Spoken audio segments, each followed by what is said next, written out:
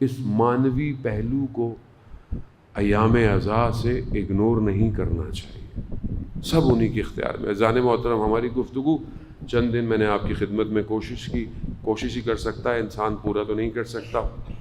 حق تو یہ ہے کہ حق ادا نہ ہوا، اور کل بہرحال خدا اگر زندہ رکھے گا تو ہم اس عشرے کی آخری مجلس آپ کی خدمت میں گفتگو ہماری 3 نیریٹو پر چل رہی ہے۔ قرآن کی آیات روز میں آپ کی خدمت میں الگ پیش کرتا ہوں کہ ہم اس میں سے سنت الہی کو ایکسٹریکٹ کریں، اس کوڈ کو نکالیں جو نیریٹو الہی کو بلڈ کر سکے۔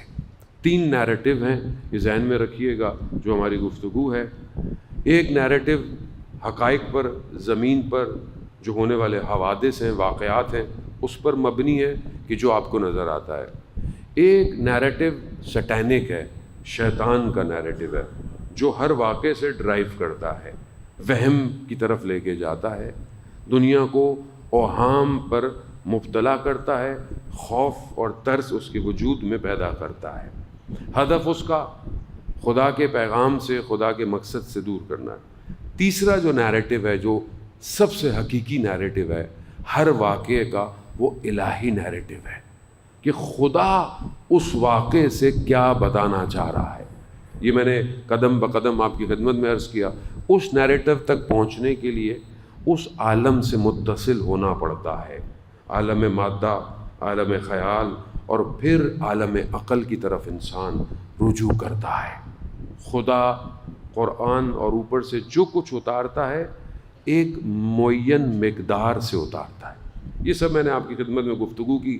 کل ہماری گفتگو یہاں اختتام کر چکی تھی کہ اللہ کا جنود زمین اور آسمان میں ہے، اور وہ جنود ظاہری اسباب نہیں، وہ جنود وہ دعا ہے کہ جب آپ پڑھتے ہیں تو یہ اللہ کا لشکر ایکٹیو ہو جاتا ہے، اور یہ ایسا لشکر ہے کہ جو لیس ہے، یعنی ایکوپڈ لشکر ہے۔ تو یہاں گھبرانا نہیں ہے، کربلا کو اسی نگاہ سے دیکھنا ہے۔ ایک حقائق ہیں، کچھ لوگ آئے، حاکم وقت نے ان کو ختم کیا، نیریٹو ہے، لوگوں نے اس کو انٹرپریٹ کیا کہ 2 شہزادوں کی جنگ تھی، فلانی جنگ تھی، یہ جنگ تھی۔ شیطان نیریٹو کیا بلند کرتا ہے کہ حاکم وقت کے خلاف بغاوت ہے، فلانا ہے، شیطانی نیریٹو ہے۔ الہی نیریٹو حسین وارث انبیاء ہے، حسین الہی نظام کا نمائندہ ہے، خود نظام الہی ہے حسین، اور اس کو قیامت تک کے لیے بچھانے کے لیے، تعین کرنے کے لیے، روشن کرنے کے لیے کربلا آیا ہے۔ تو اسی پر بہرحال عزیزان محترم کل میں نے آپ کی خدمت میں پیش کیا ساری چیزیں۔ آج میں آپ کی خدمت میں صدر اسلام کی چند جنگوں کو پیش کرنا ہے کہ جس سے ہم اس الہی نیریٹو کو ڈرائیو کر سکیں۔ پہلی جنگ جنگ بدر ہے، پہلی جنگ پہلی جنگ جنگ بدر ہے، جنگ بدر ہے۔ کل میں نے قرآن کی آیت آپ کی خدمت میں عرض کی نا، پروردگار کہتا ہے، کیا کہتا ہے کہ اسباب مہیا کرو، یعنی اپنے آپ کو تیار کرو، مگر اپنے اسباب پہ ڈیپینڈ مت کرو۔ اسباب مہیا کرو لیکن ڈیپینڈ نہیں کرنا۔ ڈیپینڈ کون کرتا ہے؟ جو مادہ پرست ہے، جو کافر ہے، وہ اسباب پہ ڈیپینڈ کرتا ہے۔ الہی لشکر اسباب کریٹ کرتا ہے، ڈیپینڈ نہیں کرتا۔ جنگ بدر بڑی پرومیننٹ ایگزامپل ہے اس کے لیے، بہت زبردست ایگزامپل ہے۔ قرآن کی آیتیں پے در پے اس کو ریویل کر رہی ہیں۔ کیا کہا جنگ بدر میں آپ جانتے ہیں؟ کتنے مسلمان ہیں؟ 313 مسلمان، 70 اونٹ ہیں، ایک گھوڑا ہے، اور زریں بھی زیادہ نہیں ہیں، 8 تلواریں ہیں۔ یہ ہے ادھر 1000 کا لشکر ہے، تقریباً 700 اونٹ ہیں، 200 گھوڑے ہیں، 600 زرہ پوش سوار ہیں۔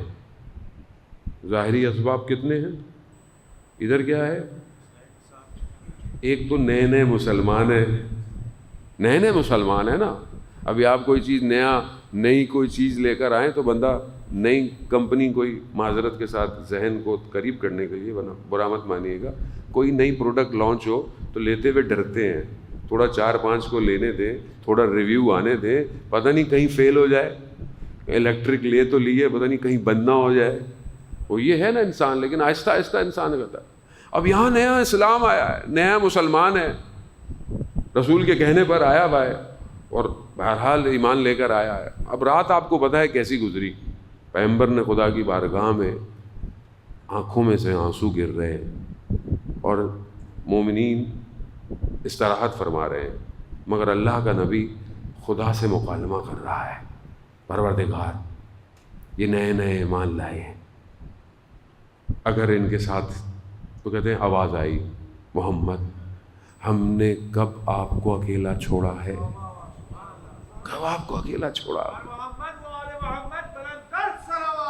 اللہم صلی علی محمد, ہم نے کب آپ کو اکیلا چھوڑا. کیا ہوا؟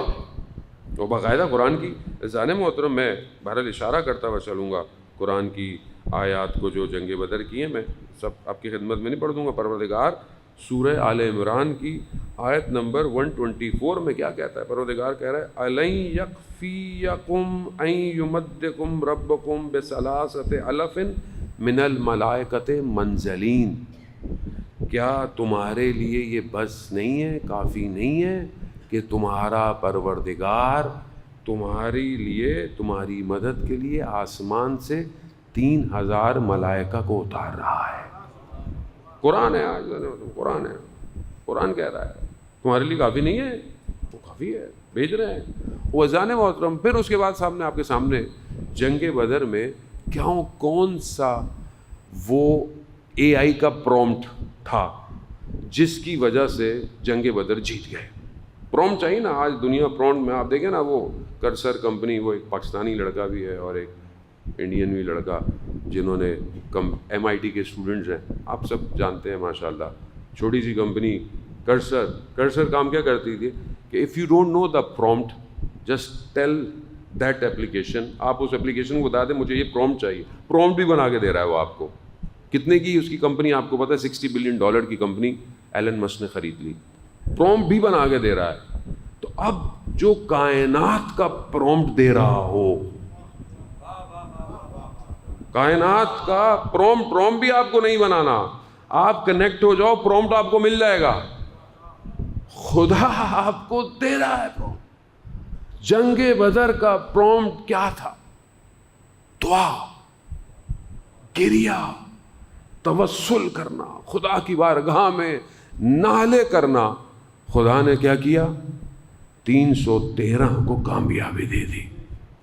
کفار جن کے ایک وقت کے کھانے میں 7-8 اونٹ استعمال ہوتے تھے, اس طاقت کے ساتھ کافروں کو نابود کر دیا, آپ کے سامنے جنگ. وہ الگ بات ہے کہ جتنے ملائکہ اترے تھے ان کی شکل صرف ایک سے ملتی تھی. وہ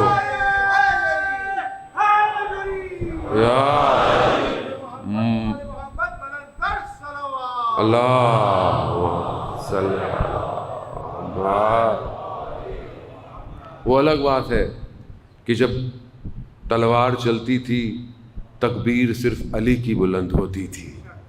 یہی ہے, یہ وہی دشمنی تھی بدر کی جو کربلا تک آئی ہے. کربلا تک آئی دشمنی تھی. یہ ہے اس نے مارا ہے ساروں کو. خدا کا نمائندہ ہے جانے محترم, خدا بھیج رہا ہے, طاقت بھیج رہا ہے آپ کے سامنے. یہی تو ہم بریکٹ میں بیان کرتا ہوں. اسلام کو اگر کسی نے بچایا ہے تو یا وہ علی ہے, یا اولاد علی ہے, یا آج علی کے ماننے والے ہیں. یہی ہے اسلام. اگر کوئی بچا رہا ہے آپ کے سامنے, مطلب کوئی چیز ڈھکی چھپی نہیں ہے. سسٹم یہی ہے, نظام الہی ہے. یہ جو سمجھ گیا اس کے پاس کوڈ آ جائے گا, جس کے پاس کوڈ آ گیا وہ جنگ جیت چکا ہے. اب یہ بہت تیزی سے میں اپنی گفتگو کو, کیونکہ بہرحال آج مجھے کافی گفتگو آپ کی خدمت میں بیان کرنی ہے. جنگ بدر کا پرومپٹ یہ تھا, جیت گئے, دعا, توسل.